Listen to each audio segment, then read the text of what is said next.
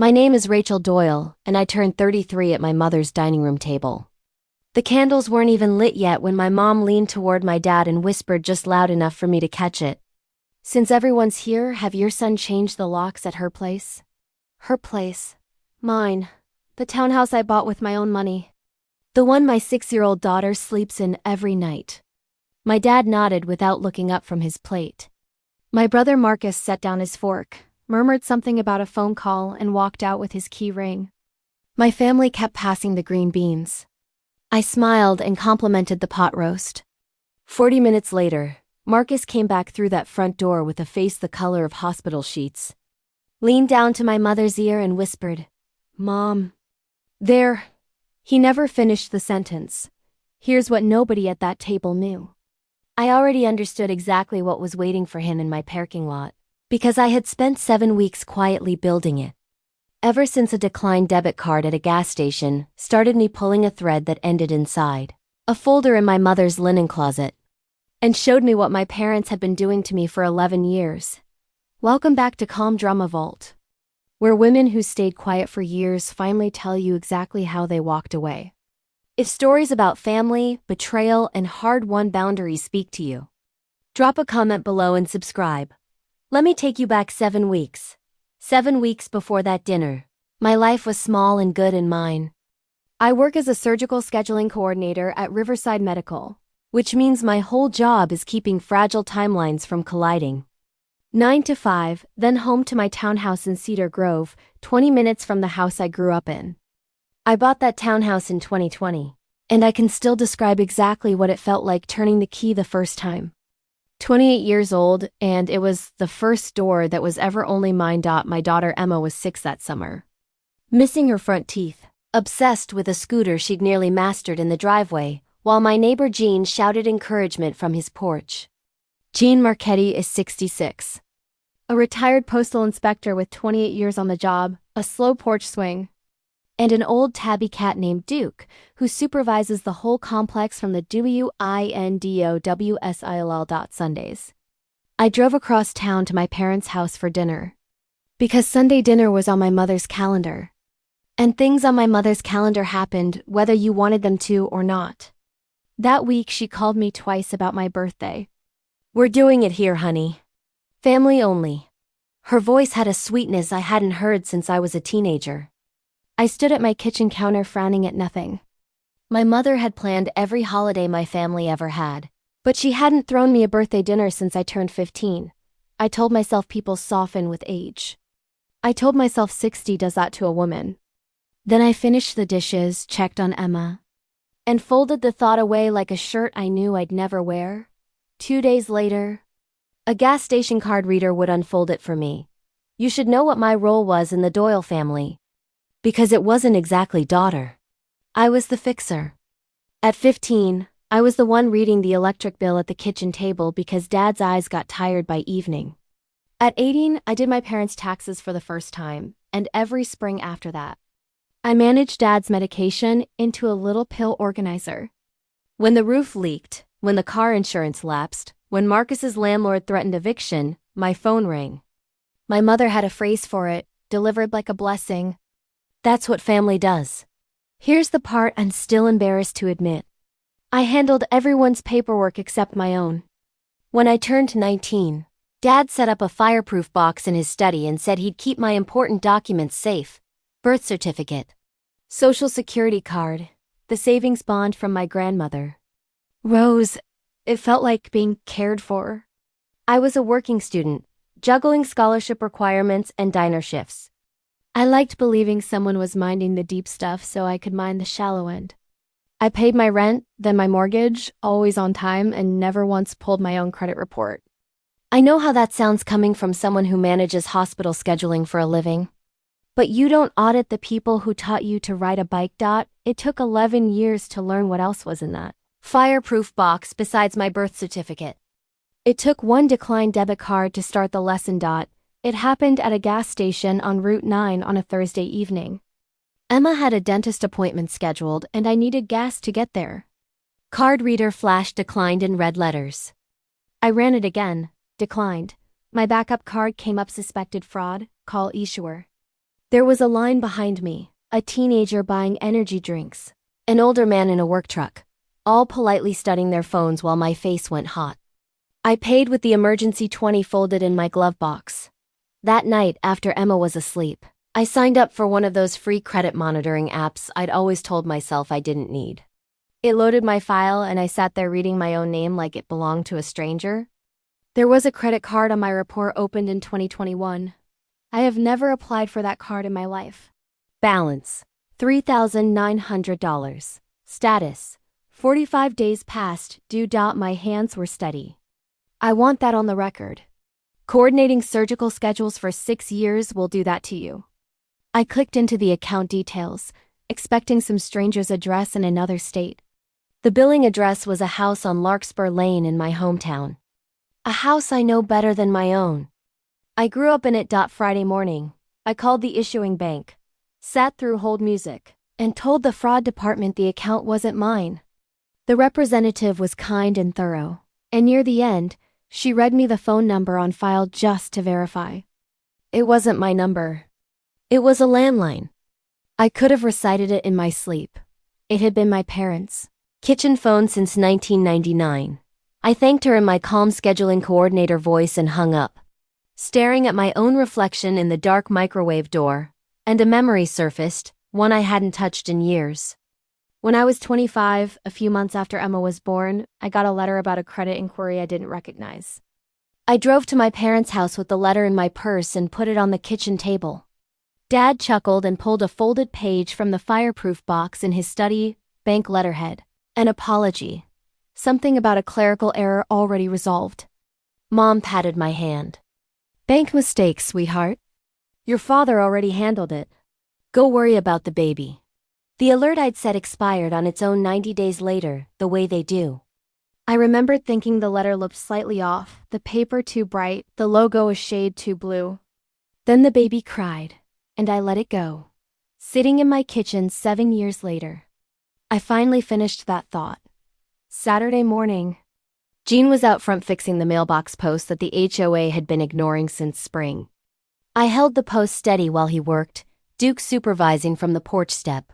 Gene told me a story from his postal inspector days, about a mail fraud case in 1994 where a man's own sister had forged his signature better than he could.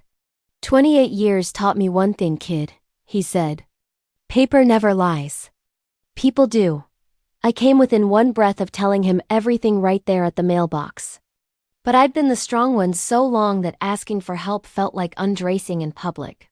Since my divorce, my world had narrowed to Emma, my job, and this parking lot. I'd gotten used to carrying things alone. So I said something about the weather instead. My phone rang while Gene was still holding the post steady, and my mother's voice came through bright as a bell. You're still holding Saturday for your birthday, aren't you? Wait, Wednesday. We moved it to Wednesday. Did I tell you? She hadn't told me. She talked for 4 more minutes about a cake from Miller's Bakery, about how Aunt Colleen was coming, about family togetherness, and I stood there feeling the hair rise on my arms. My mother had not baked, thought, or acknowledged a birthday cake for me in 18 years. Now she was calling twice a week about one. Gene watched me hang up. Everything all right? He said. I'm not sure yet, I told him. It was the most honest thing I'd said all month. Sunday night, on a quiet stretch at work, I used my break to request my full credit reports from all 3 bureaus. The real ones. 40-something pages printed at the office. And I read them at midnight the way I read a surgical schedule with a conflict buried in it. Fast first, then slow. It was worse than one card.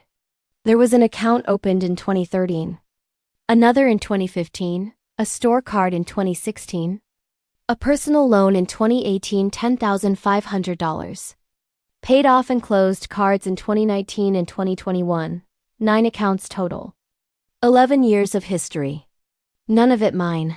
I made a list with a red pen and the dates lined up into a shape I didn't want to see.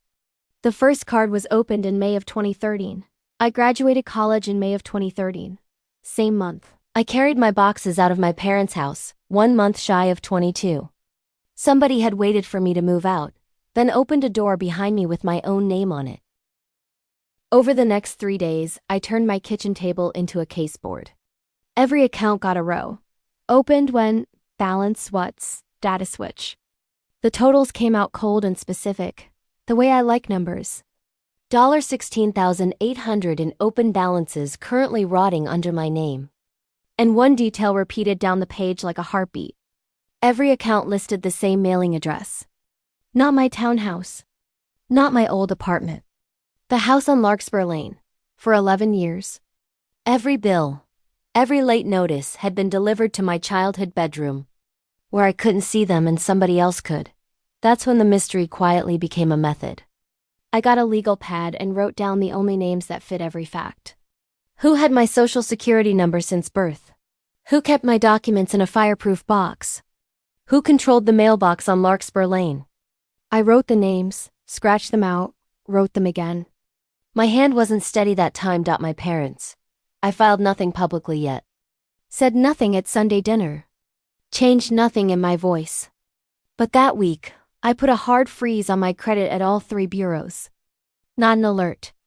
A freeze, the kind where nothing new opens without a pin only I hold.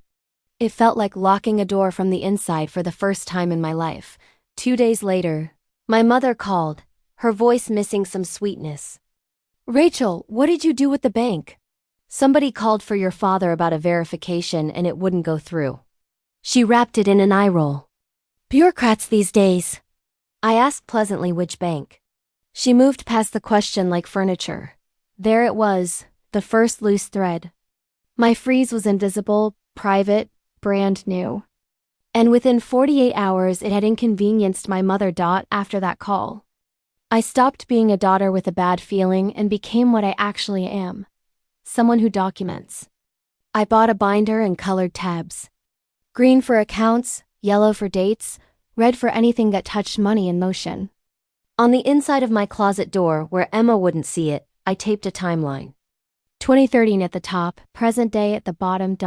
It was the personal loan that stopped me cold. $10,500. Opened and disbursed in April of 2018, paid off and closed neatly. I stood at my closet door trying to place April 2018. And then I didn't have to try anymore. Emma was born. April 3rd, 2018. I spent that month in a hospital bed with a preeclampsia diagnosis, being told not to stand up too fast. While I was learning to nurse my daughter, somebody was signing my name across town for $10,000. I pinned the card to the timeline and wrote one question under it in red. What else did I sign in April 2018? I didn't know yet that the county keeps an answer to that question in a filing cabinet. And it costs $2 to photocopy. Sunday dinner that week was a masterclass, and I attended it like an anthropologist. My mother ran the table the way she runs everything. Pot roast for Dad. Extra rolls for Marcus, who came in 20 minutes late in work boots and got his plate warmed without asking. Mom asked about my job in a way that wasn't really asking. Told me the townhouse was so far from family, which is a strange thing to call 20 minutes. And reminded everyone that Miller's Bakery needed the final head count for my cake. I sat down my glass and said, easy as anything, that some of my mail had been coming to their house by mistake. Old habits from college, and could they just hand it to me unopened going forward? I'd been missing things. The table did a small, polite freeze. Mom smiled with her whole face except her eyes. Family doesn't need permission, she said, and speared a green bean. Not an apology. Not even a denial. A policy statement. On my way to the kitchen with the dishes, I passed the linen closet and saw it. A manila folder tucked under the good towels. One corner sticking out, soft and worn like it got handled often. I had my hand on the closet door when my mother appeared beside me and closed it smooth as a curtain. Those towels are for Christmas, she said. It was July. The birthday planning got stranger.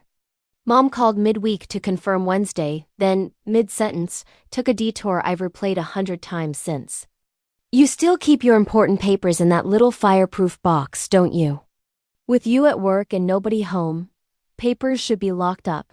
Does anyone look in on the place while you're gone? I told her Jean kept an eye on things, which she waved off. Then she offered, generous as a queen, to take Emma the night of my party overnight. So you can relax. Have a glass of wine. She can sleep in the guest room. Every cell in my body went quiet and cold at once. I thanked her and said Emma already had a sleepover planned with my friend Priya's kids, which wasn't true yet, but became true one phone call later. I wrote 3 index cards for the closet door. 1. Mom asked about the fireproof box. 2. Mom asked who watches the townhouse. 3. Mom wants Emma out of my apartment on Wednesday night. I stood back and looked at the wall, and the wall looked back. And neither of us could name the shape yet. Monday morning, instead of sleeping after a long shift, I drove downtown to the county recorder's office with a coffee and a hunch. If somebody had been moving money in my name for 11 years, there might be paper with a stamp on it, because banks like stamps.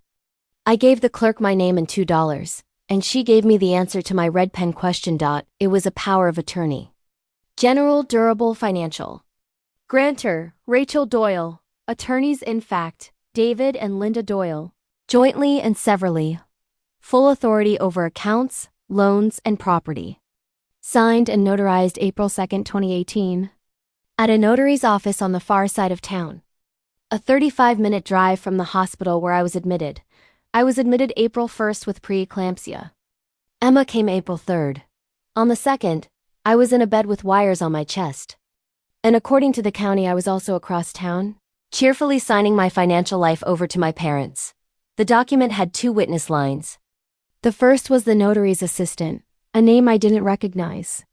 The second signature had gone through a bad copier at some point, a smear I couldn't read no matter how I turned the page. I paid for 3 certified copies. On the day someone swore I stood before a notary, I couldn't stand it all. That fact went to the top of my timeline in red, underlined twice. A power of attorney is a skeleton key. Once I knew it existed, 11 years reorganized itself around it. The 2018 loan sat downstream of that one document, like towns below a dam. I called my own credit union, where I got my mortgage because I needed to hear my actual home was safe. The loan officer, a kind man named Pete who keeps peppermints on his desk, reassured me, mortgage current, title clean.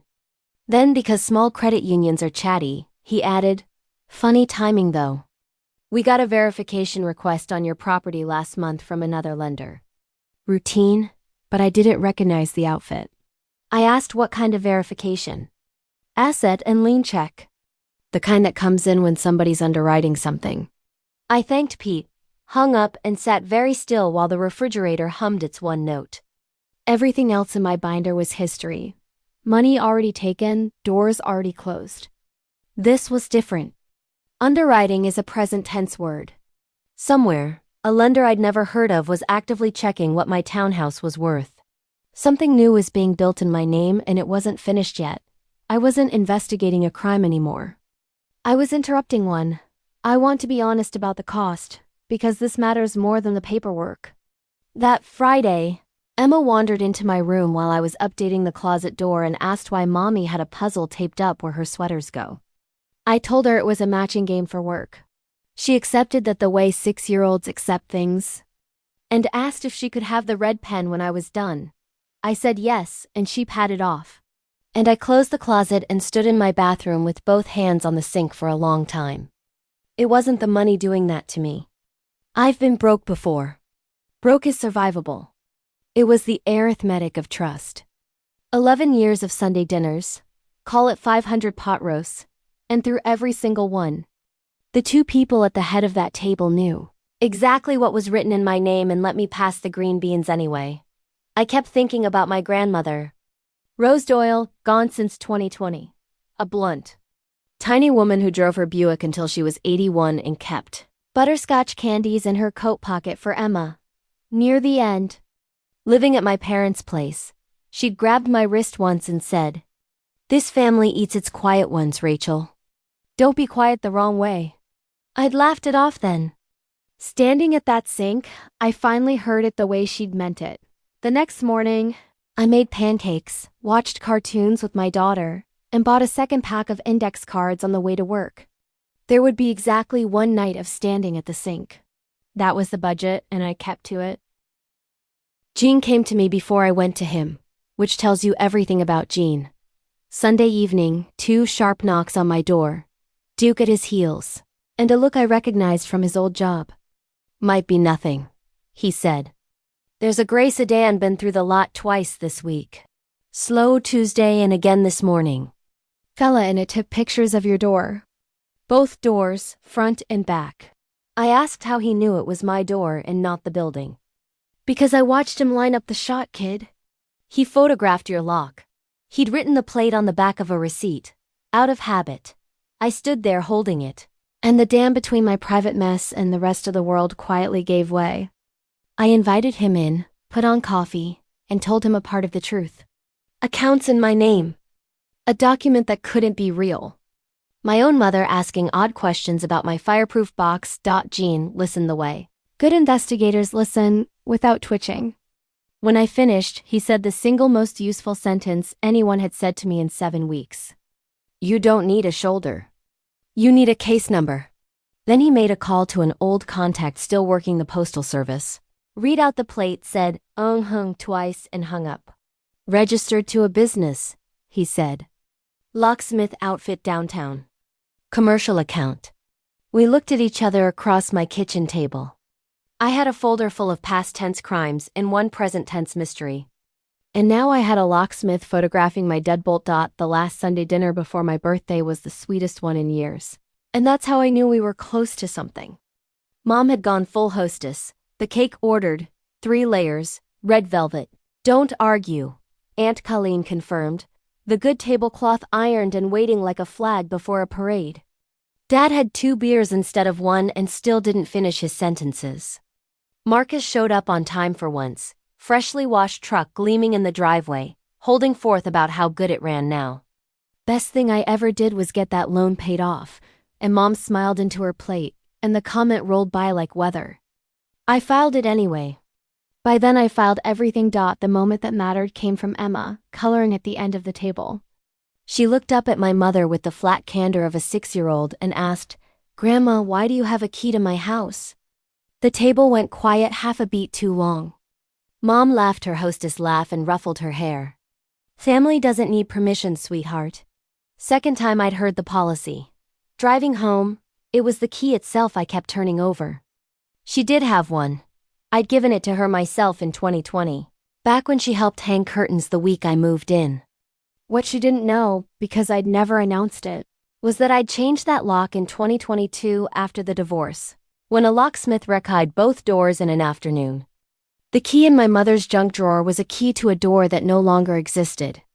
If she wanted into my apartment, into my papers, into my fireproof box, good manners and old brass wouldn't do it. She would need a professional. Say, one with a gray sedan. I stayed late that night to help with dishes, which surprised no one, because the fixer always stays. Mom took a call on the back porch, voice dropping as the door closed. Dad went to watch the news. For 4, maybe 5 minutes, I was alone in the dining room with the linen closet. I'm not going to dress this up. I opened it, and I looked, because by then I had earned the looking. The manila folder was soft at the corners, opened 100 times. Inside was my name. Page after page of ruled paper, one signature practiced over and over. Rachel Doyle. Rachel Doyle. The early pages were clumsy, the loops too fat. By the last pages it was perfect, smoother than my real hand. Page after page of my own name, rehearsed like piano scales until the forgery played better than I did. Under the practice sheets. More paper, bank statements, neatly clipped. And the name on them stopped my breath in a different way. Rose Doyle. My grandmother. Statements from 2018, 2019, 2020, her last 2 years. I heard the porch door begin to slide. I photographed everything my phone could hold, squared the towels, closed the closet, and was drying a roasting pan when my mother came back in, still glowing from her call. "You didn't have to stay, honey." I told her it was nothing. That's what family does. The morning after the closet, I stopped collecting and started filing because evidence you're merely hoarding is just anxiety with tabs. I ran the binder through a copier twice. One set into a safe deposit box. Pete as my witness it existed on that date. The other stayed home. Then I sat down and began the identity theft report I'd been circling for 7 weeks. I had everything tabbed, cross-referenced. And then I reached the field that stops people like me. Relationship to the person who used your information. A drop-down menu, polite as a waiting room. I filled it out both ways. Filed. A confirmation number came back. Bland and eternal. I wrote it on the first page of my binder like a case number because that's what it was. The first official brick in the wall between me and my family. I scheduled an appointment with the County Police Department's Financial Crimes Unit for the following week. Then the doorbell rang. Jean Josset. Sedan came back. This time the fellow measured the front door and the slider in back. Wrote it down and left. Measured. You measure a door when you're planning to change what's on it. That Saturday, I turned my townhouse from a home into a position, legally, calmly, with receipts. A new deadbolt, better than the last one. A doorbell camera over the mat. A steel bar on the slider. And then the thing that made Gene laugh his gravel laugh when I told him, I emptied the fireproof box. Every real document went into the safe deposit box downtown. The box itself stayed on the closet shelf, weighing what it always weighed, filled with photocopies of nothing, junk mail, expired coupons, one blank sheet of paper. If someone came for my paper life, they'd find exactly what they'd earned. That answer came Sunday evening by phone, wrapped in frosting. Mom, bright as ever, confirming Wednesday one more time, then casual as a napkin, moving the future around. Oh, and don't plan anything for us Friday. Your father has a little bank appointment. Some paperwork thing. Then we're free all weekend. A little bank appointment. Some paperwork thing. I said Friday was fine, wished her good night, and stood in my kitchen listening to the refrigerator hum. I didn't know yet what was scheduled for Friday. I only knew my mother had just told me the deadline dot between shifts that week. I finally gave my grandmother's bank statements the reading they deserved. Rose Doyle spent her last 2 years living at my parents' house so Linda could look after her. I remembered those years in fragments. Rose smaller every visit. Her Buick sold, her butterscotch running low. I remembered her fretting that her pension kept coming up short, and the whole table chuckling. Grandma's getting forgetful. Bless her heart.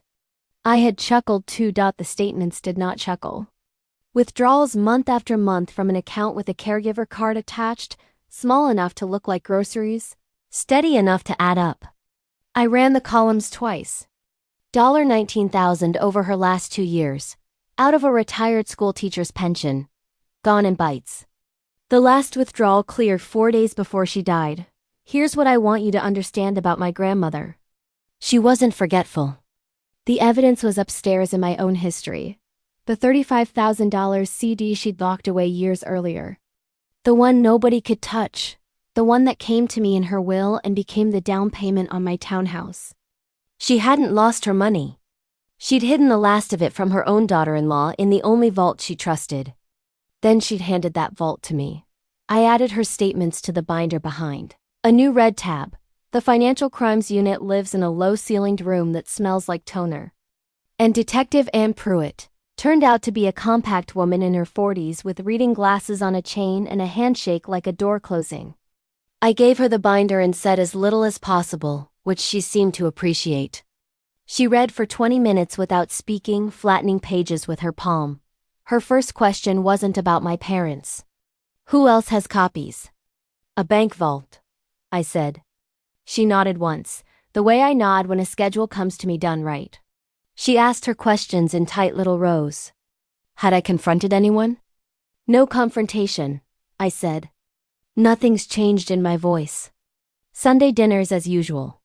Pruitt looked at me over her glasses. That's unusual. Most people can't do that. I told her I schedule surgeries for a living. Staying level is the job. Then she did the thing that changed the temperature of everything. She slid Pete's note about the verification request back across the table and tapped it twice. All of this, she said, gesturing at 11 years of binder, is history. Prosecutable maybe, but history. This page is different. Somebody had ordered an asset check on my townhouse last month. That's underwriting behavior. This isn't a case about what your parents did. It's a case about what they're doing. She kept the binder. I drove home with the windows down, and for the first time in 7 weeks, I felt the current change direction. Pruitt called me 3 days later. "We found the thing that's in motion," she said. No preamble. "There's a home equity loan in underwriting at a regional lender. Borrower of record, Rachel Doyle. Collateral, your townhouse on Cedar Grove. Application signed under the 2018 power of attorney." I asked how much. $72,000. The number went through me clean and cold. $72,000 against the only door that was ever only mine. Signed by a document forged while I was learning to hold my daughter. "There's more," Pruitt said, "and I need you steady for this part. The loan is scheduled to close and fund this Friday. Friday. Dad has a little bank appointment Friday morning. Some paperwork thing." My mother had told me the deadline herself, wrapped in cake talk, 10 days in advance. Pruitt explained the play. The bank's fraud unit had my affidavit. The loan was already flagged, dead in the water, frozen from the inside. But nothing about it would look frozen from the outside. No letters, no alarms. It would keep showing clear to close right up until somebody walked in Friday morning to sign final documents and collect certified funds. "We let it look alive," Pruitt said. "Frozen solid 3 days before your birthday, and the people who built it have no idea they're already standing on the ice." I signed the supplemental affidavit that afternoon, the one that names names. Driving home, I did the math. The loan dies Friday. My birthday dinner is Wednesday. Whatever my mother still needed to make Friday work, whatever she needed from inside my apartment, she now had a window of about 48 hours to get it. And she'd already reserved the table. Mom called Monday, 2 days out, to walk me through the itinerary like a cruise director. Dinner at 6:30. Cake picked up at 4. Colleen bringing her good candles. Cousins arriving at 6. Just family, sweetheart. Everyone under one roof. The way it should be. And then, gliding midstream, the sentence she'd built the whole call to disguise. "Friday morning your dad and I have our little bank thing. And after that, honey, everything is going to be so much lighter around here." I looked out my window at Emma's scooter lying on its side in the grass and kept my voice level. "That's great, Mom. Red velvet sounds perfect." Tuesday, my father came to my townhouse alone, which had happened maybe 4 times in 5 years. He brought a small box of wood screws for a shelf I'd mentioned months ago, and stood on my mat turning his cap in his hands. I didn't invite him in. We talked about nothing for 2 minutes. The whole time his eyes kept sliding to the door. The hinge, the strike plate, the shining new deadbolt. I watched him notice it, and watched him work at not being seen noticing. "Put in new hardware," he finally said, so carefully casual it nearly broke my heart. "Locks wear out," I said. He nodded at the deadbolt like it was a dog that might bite. "Good, that's smart. You always were the careful one." And then he looked at me. Actually looked for the first time in longer than I could remember. For about 2 seconds, something moved behind his face. Something almost like a warning trying to find a door out. It didn't find one. That night, my doorbell camera pinged. The gray sedan again, rolling slow, 3rd pass. Whatever was coming, it now knew about the deadbolt 2. Tuesday night, my kitchen hosted the strangest planning meeting of my life. A scheduling coordinator, a retired postal inspector, and a financial crimes detective drinking decaf around a table with Emma's crayon drawing of Duke on it. Gene had brought the intel that snapped the last piece into place. His locksmith friend downtown had heard about a commercial job booked for Wednesday evening, a full recce at a Cedar Grove address, ordered by a woman describing herself as the family's property manager. The unit owner, she'd explained, was away at a family event, and the family handled her affairs. Pruitt set down her mug. "That's the window. She needs what's in that fireproof box before Friday's closing. Originals, the deed, whatever the title company flagged." She looked at me. "Your dinner isn't a party. It's an alibi she's throwing for you." Strange to hear it said that plainly. My mother had scheduled my birthday the way you schedule a distraction. Pruitt laid out the law. A recce ordered by a non-owner. Entry into the unit. That's when a paper case becomes handcuffs. An overt act in progress, witnessed. If they attempt it, we're there. Nobody touches your home. Then everyone looked at me because the plan had a moving part, and the moving part was me. I said it before anyone else had to. The only night they're certain I'm out of that apartment with witnesses all evening is Wednesday. So I go to my birthday dinner and I eat the cake. I want one thing understood. I set no trap. I invented nothing. They had built this schedule themselves, booked the locksmith themselves, chosen my birthday themselves. All I declined to do was warn them. Jean walked Pruitt out. At the door she turned. Wednesday night will be in your parking lot before the cake. I couldn't sleep, so I finished a chart. The linen closet photos were all in the binder now, but I'd been putting off the last cross-check, Rose's statements against the family calendar, because I knew it would cost me. It did. The pattern told a story in 3 acts. 2018. Grandma moves in. The caregiver card appears. Withdrawals begin modest. Plausible. 2019. Amounts creep up. And here's the detail that stopped me. Twice that year, the statements showed declined attempts. The account briefly locked, then unlocked within days. She fought. 81 years old. No computer, no ally in the house. And my grandmother still called somebody, still locked that account. And twice, somebody with a caregiver card and a honeyed phone voice got it unlocked. 2020. Withdrawals steady out right up to the last one. 4 days before her heart quit. And threaded through all of it, the thing that finally made me put the pen down, she never stopped protecting the CD. $35,000. Locked years deep. Untouchable without her signature in person. The one fortress a schoolteacher's caution built that a daughter-in-law's sweetness couldn't talk open. That's the money that came to me. That's the money under my townhouse. My mother wanted into my apartment, into my fireproof box, after my papers. And I understood in her accounting, she wasn't even stealing. She was collecting. Rose's last fortress had walls again, and the same woman was at the gate with the same honeyed voice. I closed the binder and turned off the light. Tomorrow was my birthday. There was one more thing in the closet photos I hadn't told anyone about yet, because I needed to sit with it. Under Rose's statements, at the very bottom of the folder, someone had kept a small archive from 2009, a foreclosure notice on Doyle print and copy. My father's old shop, and behind it, a handwritten draft letter in Dad's blocky pencil to a man at the bank.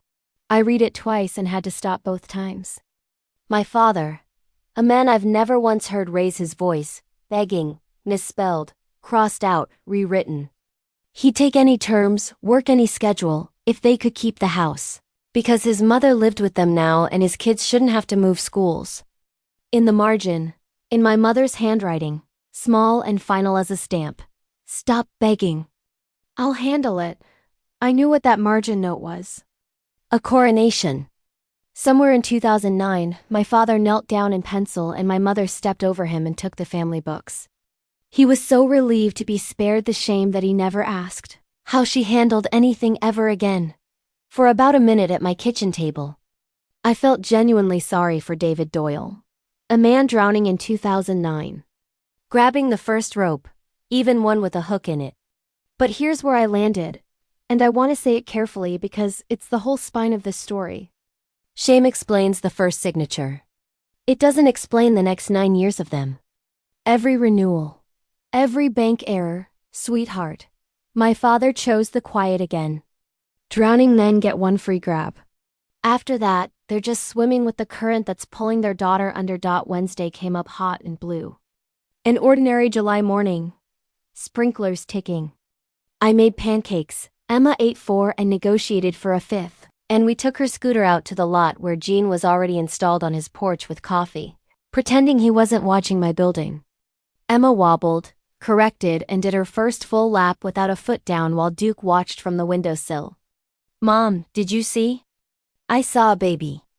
I saw everything. Packing her overnight bag for Priya's felt like the only part of the plan that mattered. Pajamas, toothbrush, the stuffed elephant she pretends she doesn't need anymore. It's your birthday, but I get a sleepover?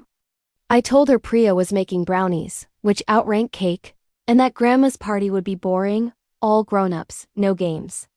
She accepted the trade. I hugged her longer than the occasion called for at Priya's door, and she squirmed free the way 6-year-olds are supposed to. And that was correct. Back home, the townhouse was clean and quiet. Fireproof box on its shelf, full of nothing. New deadbolt shining, camera awake over the mat. I laid out my dress, the navy one. Good for sitting still in. The evidence was banked. My child was safe. The table was set. All that was left was the part only I could do. Show up and be lied to beautifully one last time.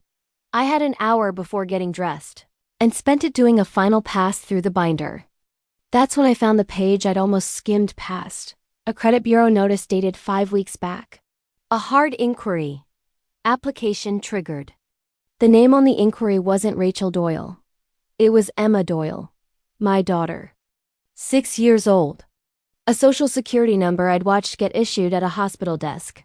5 weeks ago, somebody had typed it into an application. The playbook wasn't just still open. It had a new chapter started, and the chapter was my child. The same move they'd run on me in 2013, account planted early. Mail kept close. Harvest scheduled for decades. They hadn't even waited for Emma to lose a tooth. What I did next took 11 minutes. Timed by the microwave clock, because rage in my line of work converts to procedure or it kills somebody. I froze my daughter's credit at all 3 bureaus. Minors can be frozen. Every parent listening should know that. I photographed the confirmation screens, called Pruitt, and read her the inquiry date and creditor. She went quiet for a second, which from Pruitt is a lot. Add it to the affidavit, she said. A minor changes things. Judges read that page first. I hung up, got dressed, zipped the navy dress myself. They taught me one last thing that afternoon. I wasn't ending this for me. Pruitt called back at 4:15 for the final walkthrough, shorter than a shift handoff. Her team would be in the Cedar Grove lot by 6. 2 unmarked cars for the door and the slider. Gene had formally requested permission to drink tea at his own front window, which Pruitt granted with the first laugh I'd heard from her. My job was a list of nothing. Arrive at 6:30. Be seen. Be ordinary. Keep my phone face down. One rule, Pruitt said. Whatever gets said, whoever stands up, wherever Marcus goes, let it happen. Don't warn them. Don't stall them. Don't help them either. You're not an officer. You're not bait.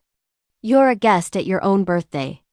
The only thing you can do wrong tonight is participate. I told her I'd spent 33 years training for the role of a woman at a table saying nothing. Then go graduate, she said, and hung up.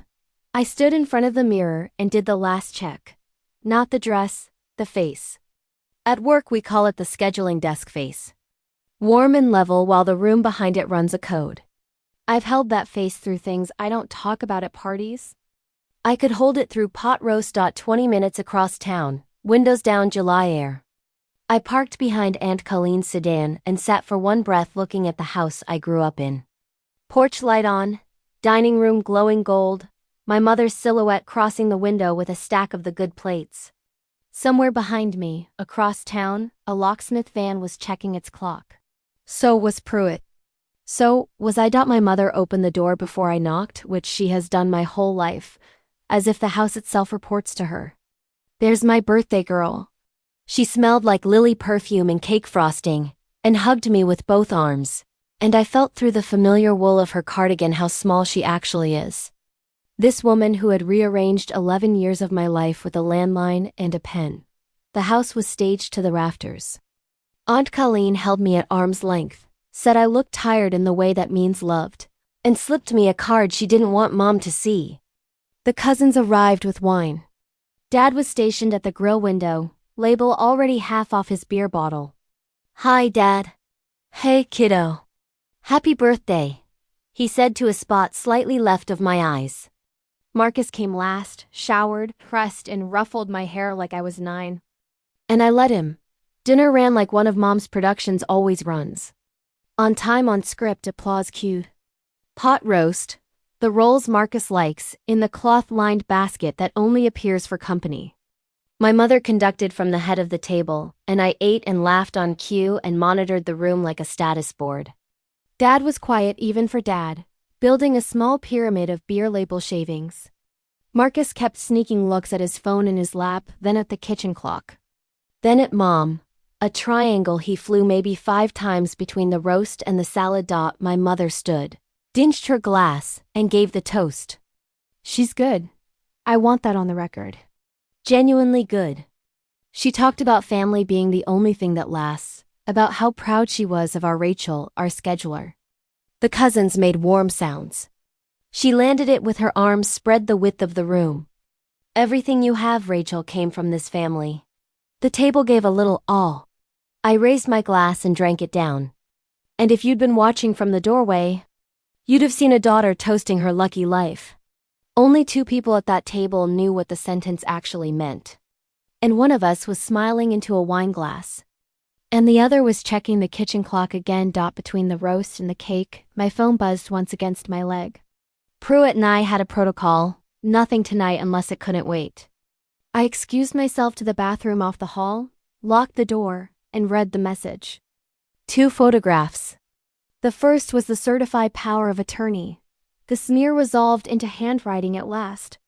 Witness number 2, April 2nd, 2018, in a slanting hand I would have known anywhere on this earth.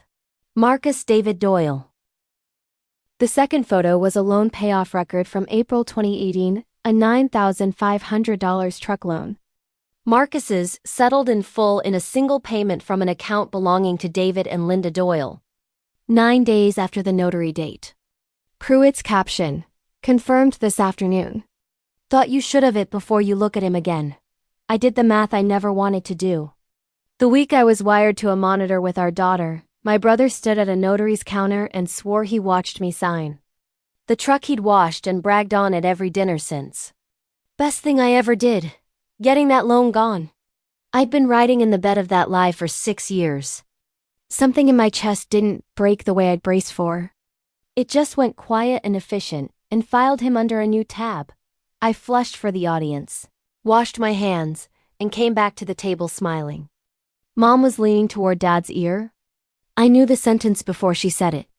The candles were going into the cake, Colleen counting them out loud, the cousins arguing whether 33 needed all 33. My mother leaned over, dropped her voice to the register she thinks is private, and said it. Since everyone's here, have your son changed the locks at her place? 10 seconds, maybe start to finish. Dad's jaw worked once like a man swallowing a pill without water. He touched Marcus on the shoulder as he reached past him for the coffee carafe. And Marcus, my brother, witness number 2, best thing I ever did, set down his napkin, stood, and said he had to take a call about a job estimate. He was already thumbing his key ring out of his pocket. One shiny new key that fit nothing yet. Colleen called after him. Kyle, Marcus, we're about to do the cake. 2 minutes, Auntie. Start without me. The screen door clapped shut, and his headlights swung toward Cedar Grove. Toward the fireproof box full of expired coupons. The deadbolt he didn't know about, the doorbell camera already awake. And 2 unmarked cars sitting in the summer dark with their engines off. I ate my slice of red velvet. I told Colleen it was the best one Miller's had ever made and meant it. My mother relaxed by degrees, chattering about Friday being a fresh start. Headlights, when they finally came back up the driveway, came fast. The front door opened hard enough to knock the wreath askew, and my brother came into that dining room the way trauma cases come through the ER, moving fast, already too late. His face had gone the color of hospital sheets. His key ring hung from his finger upside down. He crossed to my mother's chair without a word to anyone, and bent to whisper, but the room had gone silent the moment they saw him. The kind of silence that turns a whisper into a broadcast. Mom, there were police at her building. They stopped the locksmith in the lot. They had paper, Mom, a warrant. A detective. They knew my name when I got out of the truck. They knew about Friday. The room did not explode. The first second is pure vacuum. Colleen's hand stopped halfway to her mouth. Dad went gray around the lips and placed both hands flat on the tablecloth. And my mother smiled, and it hung on her face a full second past its expiration. her eyes going around the table doing arithmetic. Who heard? How much? What could still be managed? Then Dad's phone rang against the wood, too loud, and he flinched like it had teeth. The screen sat face up. The bank's regional office on a Wednesday night, 2 days early. He didn't answer it. It rang itself out into voicemail in front of 11 silent people. My mother turned, at last, not to her husband, not to her son standing wrecked at her shoulder, but to me. She found the person who had stopped being managed. She stood up so fast her chair barked against the floor. What did you do? You called the police on your own mother and father, Linda, Colleen said. Everything I have done for this family, my mother said, rising through the octaves. Everything you have came from this family. There it was. The toast again at full volume with spit on it. I stayed in my chair, hands folded on my napkin. You're right, Mom, I said level. Even the debt. I set one page on the tablecloth and slid it toward the middle. That's a credit inquiry from 5 weeks ago run on a 6-year-old. Pass it around. Colleen got there first, read her great-niece's name and age, and set the page down like it was hot. Linda, she said, in a voice I'd never heard from her. She's 6. My mother didn't look at the page. That told the room more than the page did. She swung through registers looking for one that still worked. Tears. I sacrificed everything. Blame. Your father handled the accounts, ask him. And Dad, gray, both hands flat, chose that moment to spend the only honest sentence I've ever heard him volunteer. She's telling the truth. All of it. He didn't look up while he said it. My mother made her last stand from the high ground that had already fallen. I am your mother. This is my house, and family doesn't need permission. I stood then, unhurried, and collected my purse. It does now, I said. It's called a warrant. Nobody followed me to the kitchen except Colleen. I took the cake box off the counter. More than half left, boxed and beautiful. My aunt, God bless her forever, didn't say a word about it. Just open the back door for me. I bought my own cake once when I was 12, I told her. Tonight, I'm just taking what's mine. She put both hands on my face. You call me whenever I mean it. I drove home 15 minutes with the windows down, the cake belted into the passenger seat like a good citizen. Gene stood backlit at his window with a mug and gave me the small, formal nod of a deputy at shift's end. My new deadbolt turned like silk, the first door that was ever only mine. The next 2 weeks moved the way justice actually moves, on paper, at printer speed. Charges filed. Identity fraud, forgery, and theft against my mother. Forgery and complicity against my father. Marcus came in with a lawyer on day 3 and told all of it, signing on as a cooperating witness, which bought him a misdemeanor and a debt no court can schedule. The $72,000 never funded. My townhouse's title stayed clean. 3 months later, on a Saturday morning in October, my whole world fit inside one parking lot, and it was enough. Emma did scooter laps faster now, cornering like she'd been born to it, while Gene called out lap times he was clearly inventing. My mail comes to one address now, mine, and I open every envelope the day it arrives, which sounds small unless you've lived this story. I told Emma the truth in the size she could carry. Grandma did something dishonest with Mommy's name, and it's grown-up trouble, and none of it was her fault. She thought about it for a day, asked if Duke could come to her birthday, and moved on. Her credit stays frozen until she's 18.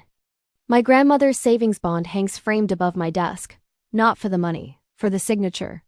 Hers, and only hers, on her own paper. I used to think love meant handing people your keys and hoping. Now I know love is the one thing in this world that never needs to practice your signature. That's my story. 11 years of statements, 1 manila folder, and a locksmith who never got to drill.